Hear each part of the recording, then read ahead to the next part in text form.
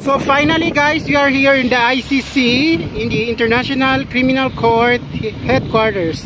We will see if we can see back there, and we will walk and we will see if we can get inside or not. But normally we cannot get inside because it's very strict, but we will see what you can do.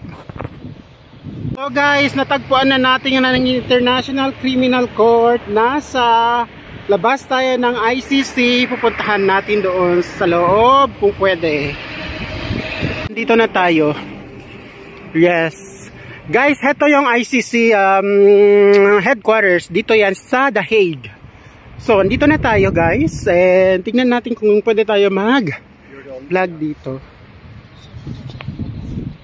Here just to support our ex-president Duterte, and we also sympathize the things that happening in our country. The good president was brought here and imprisoned here, but we are not happy what's the decision of our government. Duterte did a lot of good things in our country, and he did a lot of things to make the country progressive and beautiful.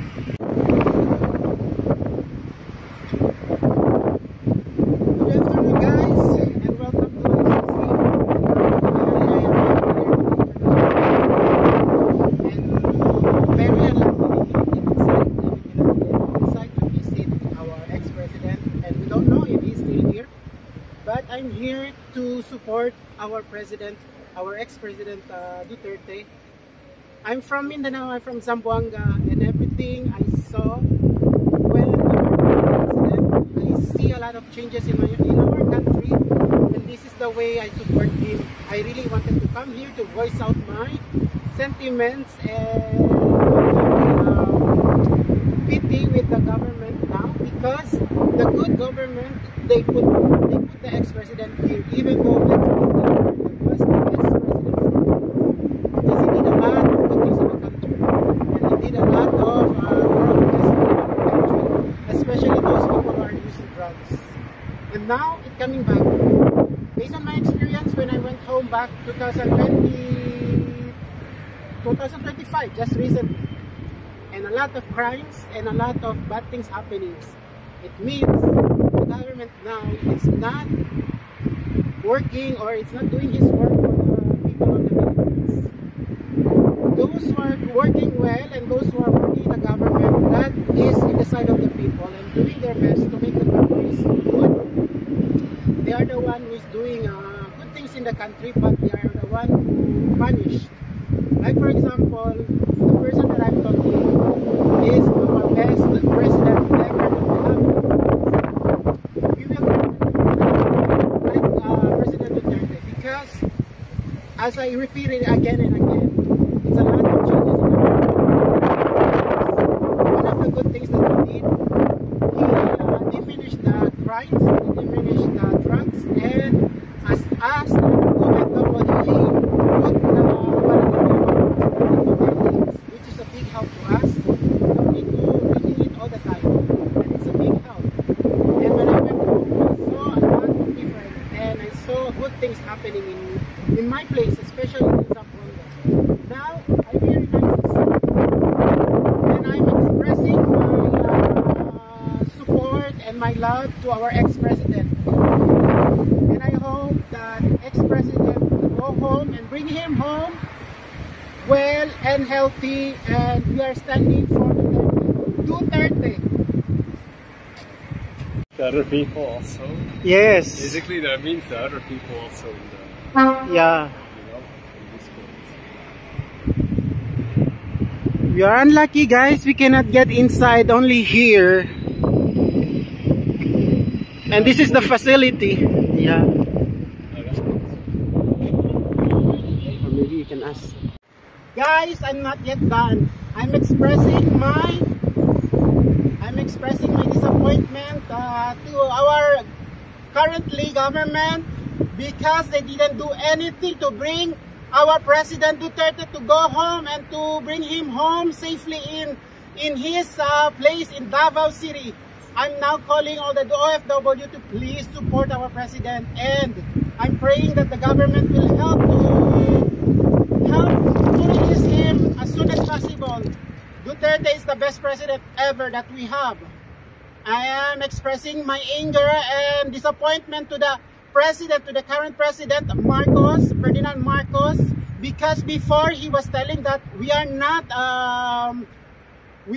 in the ICC, we are not in the part of the ICC, or we are not in the jurisprudence of the ICC, but they didn't follow what they say. They still bring Duterte to the ICC, and now it's like they're just using the name of Duterte for their vote during the election. But now, what did they do is they betrayed Duterte, and now Duterte is here in The Hague.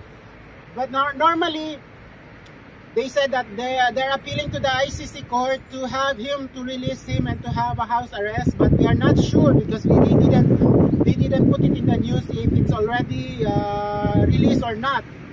So guys, you can see I'm here in the ICC, and very disappointing, guys.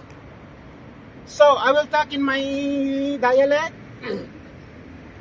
Nakakapanghinaya po at nakakalungkot na isipin na ang ating pinakamamahal na Pangulo ay kinulong dito sa ICC na to. Ikaw, President Marcos, sinabi mo noon na during the campaign elections, hindi tayo part ng ICC at hindi tayo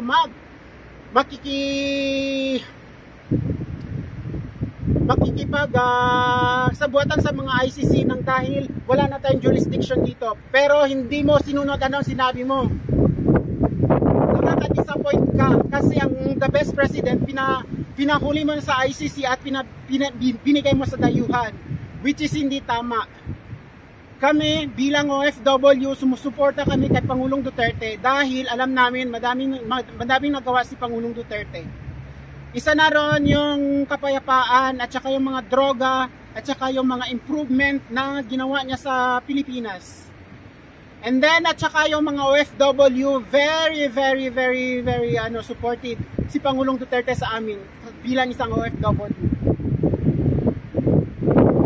So ngayon, nagagalit lang ako kasi heto yung ginawa nila sa Pangulong Duterte. Despite everything that Duterte did, heto yung ginawa ninyo sa kanya, heto yung kabayaran na pinapakita ninyo, which is hindi tama. So, we are just unlucky we cannot get inside. Because if we have the chance to get inside, magsisigaw ako doon na release Duterte. Kaso lang, hindi tayo pwedeng pumasok kasi strict ngayon. Ewan ko bakit ayaw tayo papasukin. So, see you. So, ito yung headquarters ng ICC na napakulong sa kay Pangulong Duterte. Disappointed tayo kasi walang ginawa ang gobyerno kundi gipitin ang mga Duterte. So ayun, i-continue ko lang yung anong sasabihin ko. Andito ako sa ICC para ipakita yung support at pagmamahal ko sa ating Pangulong Duterte. Matagal ko nang gustong pumunta dito, ngayon lang ako nagka-time na pupunta dito kasi busy sa trabaho. Ito yung headquarters ng ICC, guys. Dito nila tinulong si dating Pangulong Duterte. Ewan ko kung saan na siya ngayon. Guys, hindi pa tayo tapos. Message ko sa current government, kung kayo ay may karapatan na dalhin dito si President Duterte, kayo din ang may karapatan na para ipauwi siya sa Pilipinas. So wag ninyong gawing alibis na hindi niyo pwedeng ibalik sa Pilipinas ang aming Pangulong Duterte. Kasi kayo ang may karapatan na dinala ninyo dito sa The Hague, kayo din ang may karapatan na pumili siya sa Pilipinas. At wala nang ibang tao makakatulong kung hindi yung gobyerno ng Pilipinas at saka yung mga naniniwala kay President Duterte. So, ngayon, tinanong natin ang guard, hindi tayo pwede pumasok at tinanong natin ang situation, hindi ayaw nilang magbigay ng information. Kasi very private yung nila, yung response nila, ayaw nila kung bigyan ng information about the current situation of our ex-president. So ngayon, yung tanong ko sa gobyerno ng current government. So, hindi na tayo part ng ICC. Bakit nandito si Pangulong Duterte? Bakit ninyo naibigay sa ICC ang Pangulong Duterte? It means, kayo din ang may karapatan na dalhin siya o ipabalik siya sa Pilipinas. Hindi kami naniniwala sa mga sinasabi ninyo na wala kayong kinalaman sa paghuli kay Pangulong Duterte dahil hindi na tayo part ng ICC. Wala na tayo sa jurisdiction ng ICC since a long time. Bakit napadala ninyo dito at na-accept ng ICC? So, ang problema dito is may pag-betrayal sa Constitution ng Pilipinas. Ang Pangulong Duterte, dati pa wala na tayong connection sa ICC, wala na tayong jurisdiction, pero nung si President Marcos na, bakit naging iba yung situation, current administration natin ngayon? Bakit nag-iba yung decision? Which is hindi na tayo part, many people are saying we are not part of the jurisdiction of ICC, but still the ex-president is here. He brought here by the government of Marcos. And at the same time, he's also have the right to bring him home. So nananawagan ako sa current administration, kung saan man ngayon si Pangulong Duterte, please bring him home. Duterte! Duterte! So yun guys, I'm just sending the message and giving my support to the family of Duterte, to the current Vice President. Be strong, Vice President. We are in your side and we will support you whatever happened, and we believe in you. Please fight the corrupt government in the Philippines and don't let Marcos win, or don't let Marcos do what they want. Because I know Marcos just wanted to take the power and control the Filipino people, but they cannot control you. Our Vice President Sara Duterte, please, ma'am, do your work, do your job, and fight them with your capacity and with your knowledge. At wag ninyo pang pababayaan ang Pilipinas, kasi yung Pilipinas ngayon ay nasa, kung baga sa sugat, is malala na yung sugat ng Pilipinas. Ang dami ng problema, flood control, madaming namamatay, madaming mga krimen, madaming mga ano-anong kababalaghan na nangyayari sa Pilipinas. So yung panawagan ko is support the Duterte family, especially the Vice President. Support Sara Duterte. I love you, Ma'am Sara Duterte. I am #1 Duterte supporters here in Europe. And thank you so much po sa lahat ng ginawa ninyo, especially sa tatay ninyo. Thank you po. Mahal namin po kayo, mahal na Pangulo. Sana po maging okay ng lahat, makakawi na kayo ng ligtas at mapayapa. Yun lamang po. Mahal namin po kayo, mahal na Pangulong Duterte. Sana po ay may mga magagandang balita na tayong matatanggap mula sa ICC, na which is wala na silang karapatan na para ipakulong ang Pangulong Duterte, pero ang Pangulong Marcos ang nagpadala dito. So siya ang may kasalanan, walang kasalanan ng ICC. Ang Pangulong Duterte ang may kasalanan, ang Pangulong Marcos ang may kasalanan. Kasi kung hindi niya pinadala dito, hindi tatanggapin ng ICC. Ang ICC ay may connection sa Pangulong Marcos, kaya yun, kaya pumayag sila. Kasi imposible sa gobyerno na walang jurisdiction tapos pwede nilang ipakulong yung dating Pangulo dito, which is hindi tama. It means may connection siya at saka may deal sila whatever. Pero yung sa akin lang is sila ang gobyerno sa Pilipinas, sila ang may karapatan na ipadala dito si Pangulong Duterte. Sila din ang may karapatan na bawiin at kunin si Pangulong Duterte. Nananawagan ako sa mga ka-OFW ko dito, please pray for our ex-president na sana okay siya at makakauwi na ng maaga sa Pilipinas.